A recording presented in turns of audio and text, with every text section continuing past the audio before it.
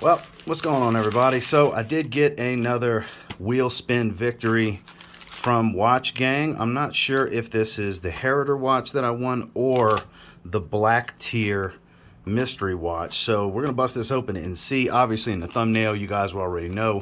I'm not making the thumbnail till after I have the watch in my hand. But we'll bust this open. We'll take a look at it and see if it's hefty, see if it feels like quality. Check it out. Stay tuned.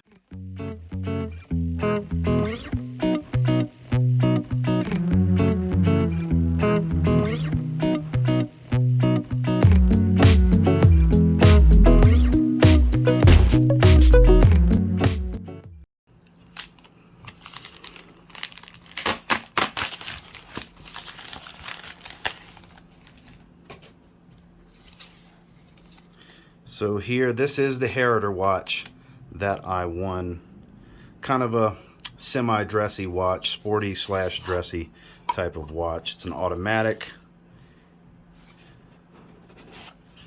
So here we go. Get the silica pack out of the way.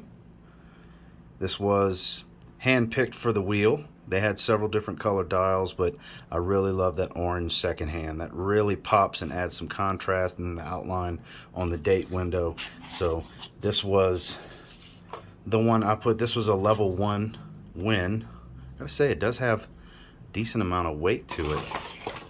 So of course that tumbled that stuff out the way. So take a look. Nice and smooth sweeping motion. Not super smooth, but smooth enough. It's a Japanese automatic. Let's take a look. Let's see which movement. I forgot which movement it is exactly. See-through window. That is a decent looking movement right there. 100 meters. Let's see. NH35. So we have a Seiko Movement. So that's a serious movement right there. 24 joules. This is a very, very good movement. This is what you call the workhorse movement. This thing can take a beating and go years and years and years without needing a service. So that's quite nice that they have that. So the leather feels really good on this band, genuine leather. So winding motion is nice and buttery smooth, satisfying. Very, very satisfying. So see how snappy the date is. Not that snappy, but that's okay. So I'll deal with the time in a little bit, but I love the smoothness of winding the watch. So let's go ahead and get some measurements on it, shall we? I actually went ahead and grabbed a digital caliper. If I can get the damn thing to turn on. There we go. So, case size 41.5, technically 42 right here. With the crown, it's 45. So, shouldn't wear too heavy. And as far as the lugs, this is what I'm most interested in. 21 millimeter.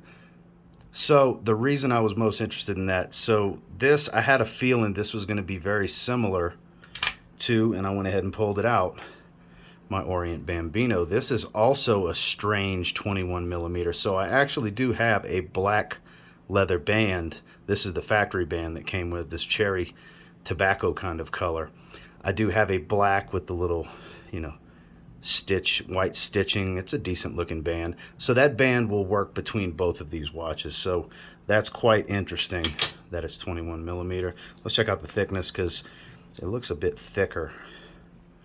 12.8. I don't know. That's going to be close because there's a pretty hefty dome to this Orient. So 10.8. So it is a little bit thicker. It's going to wear a little bit bigger. Let's go ahead and put it on the wrist. See what we're talking about here. So it's decent. See, I'm not one that really wears my watch back here like a lot of people do. I'm right past the bone on my wrist. I actually wear it right here. So the crowns always tend to dig into, you can actually see the callus right there. Crowns always dig into my hand because I wear them. But that's where it's most comfortable for me. Got a decent feel, not too heavy, not too light. Does feel premium. Love the color scheme. The color scheme is really popping with this.